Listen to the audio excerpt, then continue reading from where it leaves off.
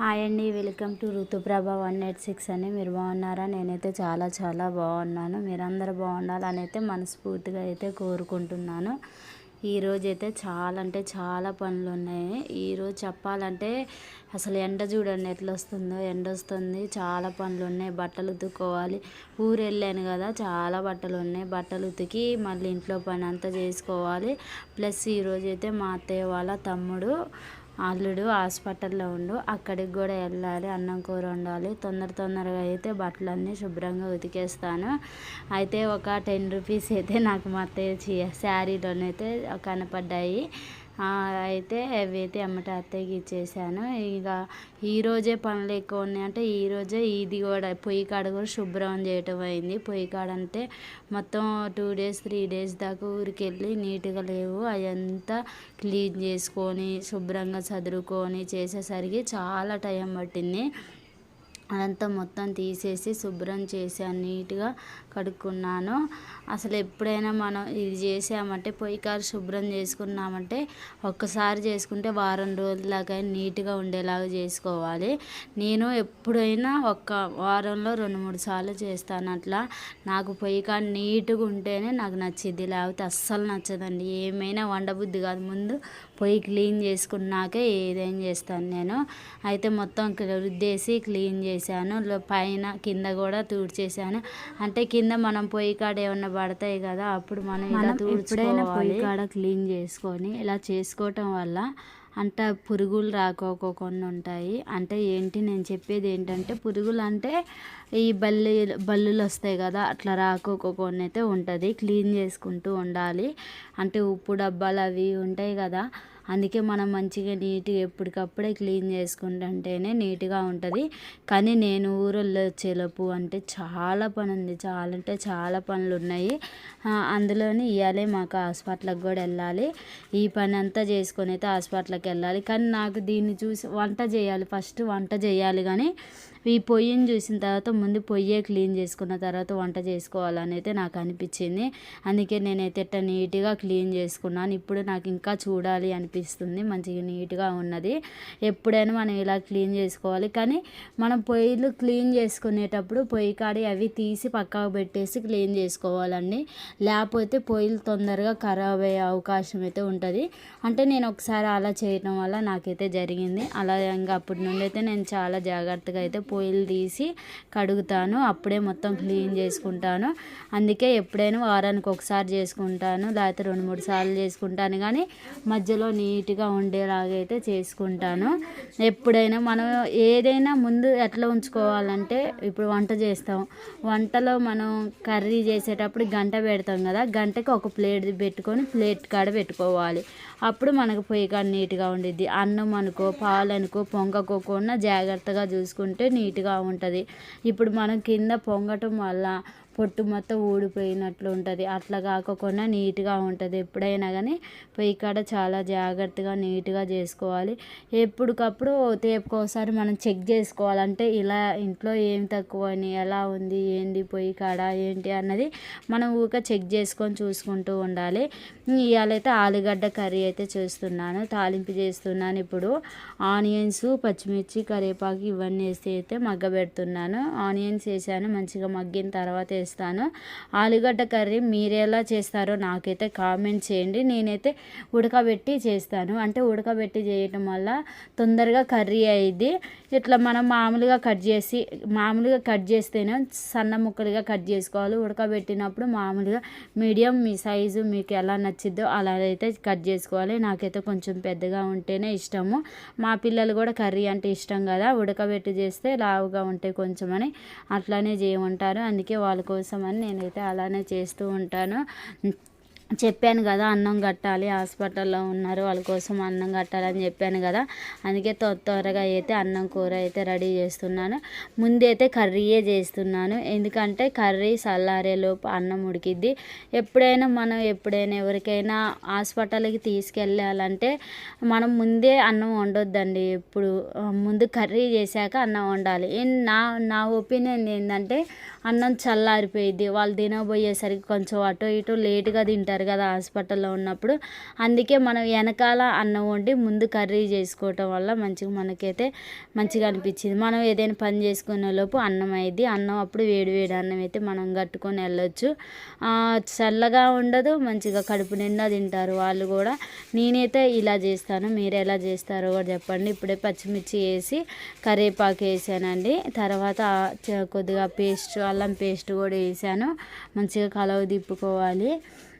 Curry ఎప్పుడైనా కానీ onions curry చేసి ఇది కర్రీ చేసామనుకో మనం ఏం చేయాలంటే ఆనియన్స్నైనా వేటినైనా శుభ్రంగా కడిగి చేసుకోవాలి. నేనైతే కట్ చేసేటప్పుడు మీరు చూశారు కదా, మంచిగా ఒక గిన్నె దగ్గర పెట్టుకొని కడిగి కట్ చేసుకుంటాను, నీట్గా ఉంటుంది. మళ్ళీ డైరెక్ట్గా మనం కట్ చేసేస్తే నాకు అట్లా అనిపించదు, కానీ ఇట్లా చేసుకుంటేనే మంచిగా అనిపిస్తుంది. అంతలోకే నన్నైతే అత్తయ్య చాయ్ పెట్టమని అడిగితే చాయ్ పెట్టేసి అయితే అత్తయ్యకి ఇస్తున్నాను. ఇటు అయితే కర్రీ చేస్తున్నాను. ఈరోజైతే వంటలు చాలా ఉన్నాయి, అంటే 2-3 రకాలు చేయాలి. మాకు అన్నం వండుకోవాలి, వాళ్ళకి చేయాలి, అన్నం కర్రీ చేయాలి. అందుకే కొంచెం అయితే నాకు టైం పట్టింది. మార్నింగ్ అయితే మా బావకి అయితే అన్నం అయితే పనికి వెళ్తాడని దవదవ అయితే అన్నం వండేసాను, చాయ్ పెట్టేశాను, చాయ్ తాగి అన్నం కట్టాను. ఇప్పుడు తర్వాత మళ్ళీ హాస్పిటల్కి వెళ్ళాలని ఇప్పుడైతే అన్నం కూర అయితే రెడీ చేస్తున్నాను. ఎప్పుడైనా మనం ఏదైనా చేసేటప్పుడు చాలా ఇప్పుడు ఎవరైనా హాస్పిటల్లో ఉన్నప్పుడు వాళ్ళకి మనం మంచిగా తీసుకెళ్ళి వాళ్ళు మంచిగా చూసుకుంటే ఎప్పటికీ మనల్ని గుర్తుంచుకుంటారు. అలానే మనం ఏదైనా పని చేసేటప్పుడు కూడా ఆలోచించుకొని, పెట్టేటప్పుడు కూడా ఆలోచించుకొని చేసుకోవాలండి. ఎందుకంటే మనల్ని తప్పుగా అనుకోకూడదు, మనల్ని మెచ్చుకునేలాగా ఉండాలి, తప్పుగా అనుకోవద్దు. అందుకే నేను ఎప్పుడైనా చాలా జాగ్రత్తగా చేసి పంపిస్తాను. మా ఇంట్లో మేము ఎలా తిన్నా బయటికి వెళ్ళేటప్పుడు అయితే ఇంకా జాగ్రత్తగా చేసి పంపిస్తాను. అంటారు కదా, ఇంట్లో ఆడ మనిషిని ఎలా ఉందో చూస్తే ఇంటి ముందు గడప ఇది అంటారు కదా, ఎలా ఉందో చూస్తే ఇంట్లో కూడా ఎంత శుభ్రంగా ఉందో వాళ్ళకి ఎమ్మటే తెలిసిపోయిద్ది అంట. అంటే సామెత కూడా ఒకటి వేస్తారు. ఆ సామెత అయితే నాకు ఇప్పుడు గుర్తు రావట్లేదు. ఇంట్లో ఇల్లాలు ఏదో సామెత ఇస్తారు, ఐడియా అయితే రావట్లేదు. అట్లానే ఆనియన్స్ ఇక్కడ నేను ఆలుగడ్డలు అయితే ఉడకబెట్టాను కదా, అవి పొట్టు తీస్తున్నాను. ఎప్పుడైనా ఆలుగడ్డలు మనం ఉడకబెట్టి చేసుకుంటే అసలు అదేందో తెలియదు, నాకైతే చాలా తొందరగా అయినట్లు అనిపిస్తుంది. ఎప్పుడైనా ఫ్రై అలాంటివి చేసినప్పుడైతే ఉడకబెట్టాను. నేను సన్నగా కట్ చేసి మంచిగా ఉప్పులో కలిపి వాటర్ పోసి కలుపుకొని అయితే నీట్గా అలా చేస్తాను. ఈ మధ్యన అయితే చాలాసార్లు, అంతకుముందు మా బావ వీడియోస్ తీసేది, ఈ మధ్యన బావ పనికి వెళ్తాడు, ఇంటిలో వెళ్ళక బావే వెళ్తాడు పనికి. అందువల్ల నేనే వీడియోస్ తీసుకొని నేనే అప్లోడ్ చేసుకొని నేనే ఎడిటింగ్ చేసుకొని ఇవన్నీ చేయాలంటే నిజం నాకు కూడా టైం అయితే అస్సలు చాలట్లేదు.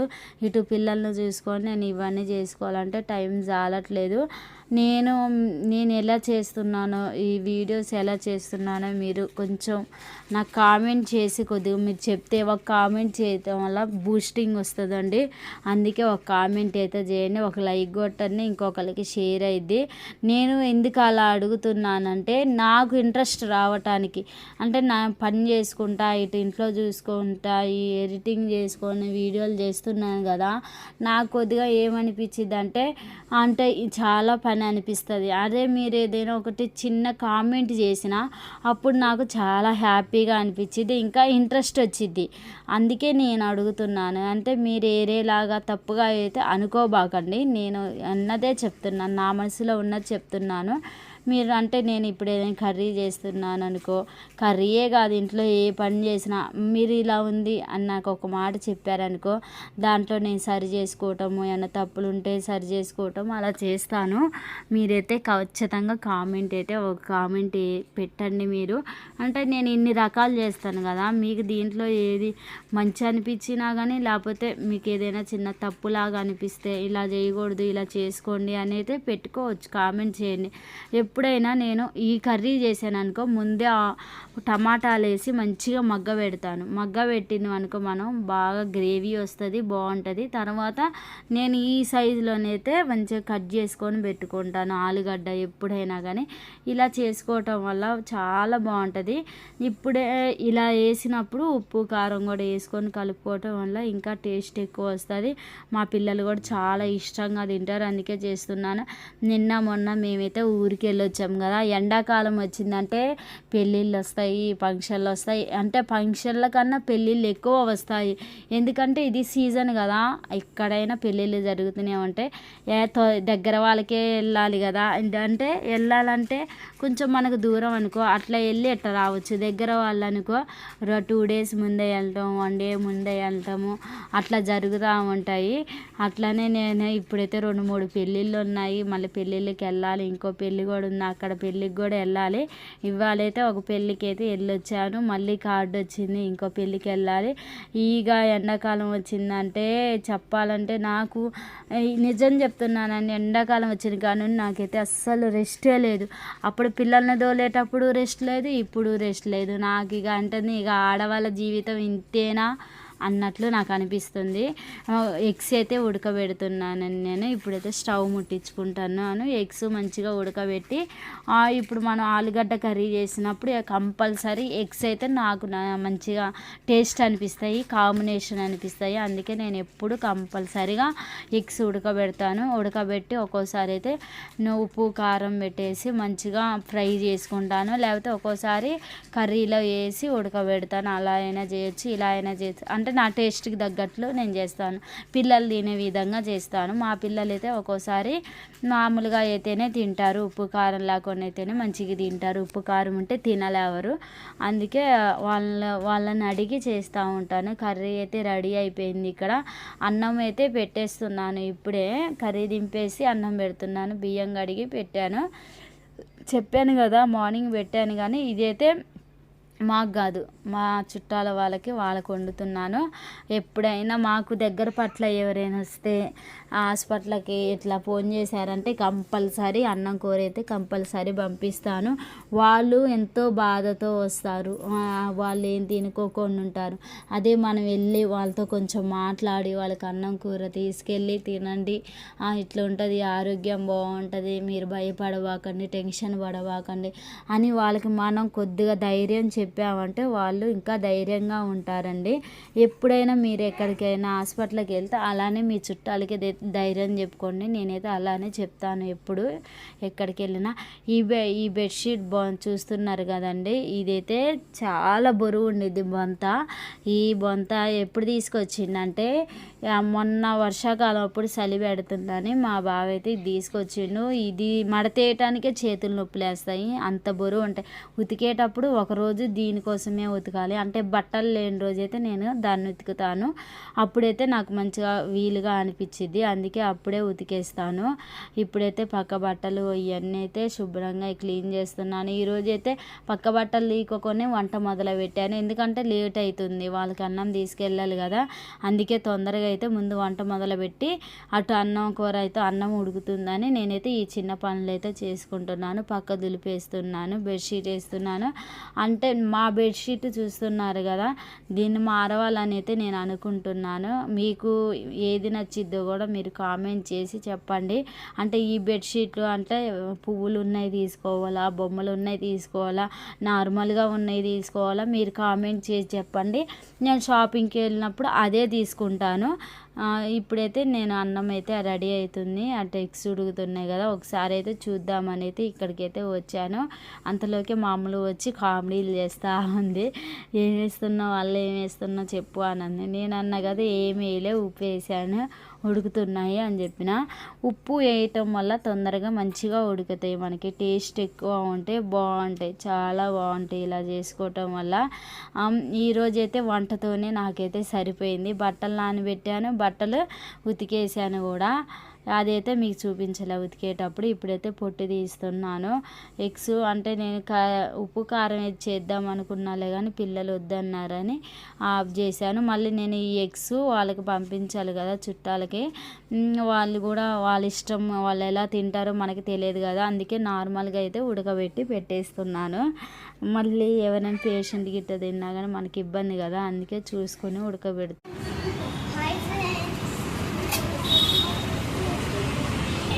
చెరుకు రసం జ్యూస్ అయితే ఇప్పుడు తీపించుకుంటున్నాము ఇక్కడ.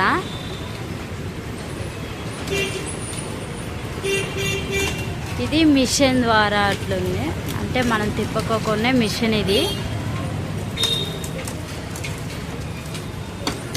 ఇక్కడ అన్నీ ఉన్నాయి, అంటే ఐస్ క్రీమ్స్, జ్యూసులు అన్నీ ఉన్నాయి ఇక్కడ. పండ్లు జ్యూసు, కర్బూజా జ్యూసు, యాపిల్ జ్యూసు, అన్ని రకాల జ్యూసులు అయితే ఇక్కడ ఉన్నాయి. నేను ఇక్కడే చూసాను ఇవి. ఎప్పుడైనా మనం బయటికి వెళ్ళినప్పుడు ఇలా ఏదో ఒకటి జ్యూస్ అయినా మన టిఫిన్స్ లాంటివి మనకి నచ్చినవి ఏమన్నా కొనుక్కొని తినడం వల్ల కొద్దిగా మనకి ఇక్కడ కొబ్బరి బొండాలు కూడా అమ్ముతున్నారు, అంటే ఆల్మోస్ట్ అన్నీ ఉంటాయి. ఫ్రీగా అనిపించింది, కళ్ళు తిరగకోకుండా అట్లా ఉంటాయండి. మీరు కూడా బయటికి వెళ్ళినప్పుడు అలా అయితే తాగండి.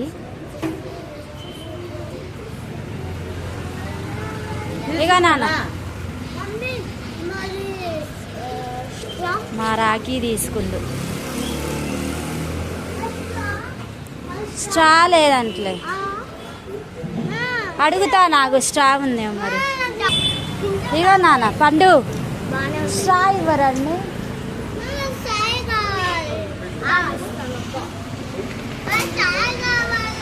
పిల్లలైతే జ్యూస్ తాగుతున్నారు, ఇక్కడ అత్తయ్య కూడా జ్యూస్ తాగుతుంది.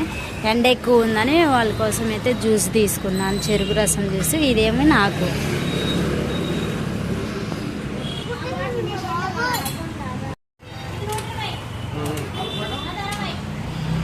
చాలా టేస్ట్, చాలా బాగుంది.